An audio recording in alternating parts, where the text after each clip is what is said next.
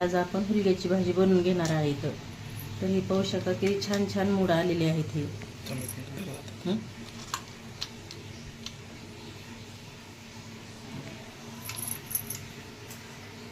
आपण आता तेल टाकायला ठेवून घेतलेलं आहे. तर आपण आता ह्याच्यामध्ये कांदा कट करून घेतला ते टाकून घेऊ.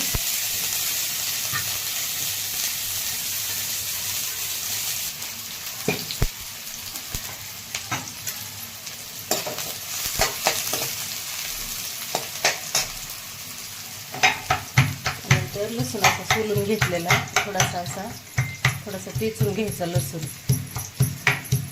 घेतलेलं लसूण आपण टाकून घ्यायचं याच्यामध्ये.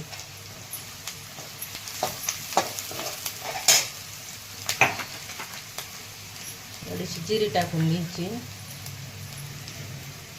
थोडीशी मोहरी टाकून घ्यायची, थोडीशी हळद टाकून घ्यायची.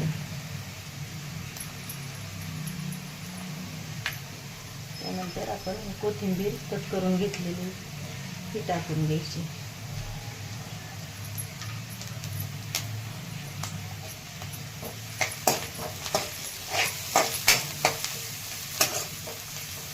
त्याला हे लाल मिरची पावडर टाकून घ्यायची. तर हे घरी बनवलेली लसूण ते घालून चटणी.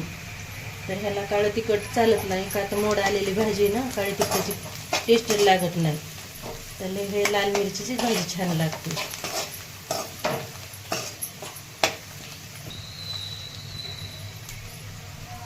आता आपण हे हुलगे मोड आलेले टाकून घ्यायचे.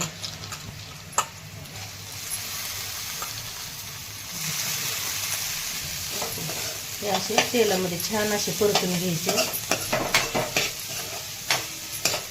एकदम मिक्स करून घेतले का मग थोडेसे आणखीन ते छान वाढते. चवीनुसार मीठ टाकून घ्यायचं.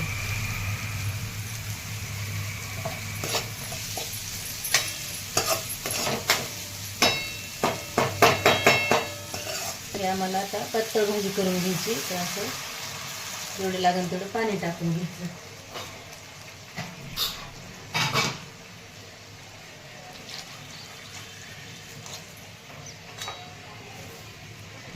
आता हे 10 मिनिट मी गॅसवर शिजवून घ्यायची. आणि कूट हे शेंगदाणे भाजून बारीक करून कूट घेतलेला आहे ते टाकून घ्यायचा. हे 10 मिनिटं उकळी येऊस तर ठेवून द्यायची भाजी. भाजी खाण्यासाठी तयार झालेली आहे.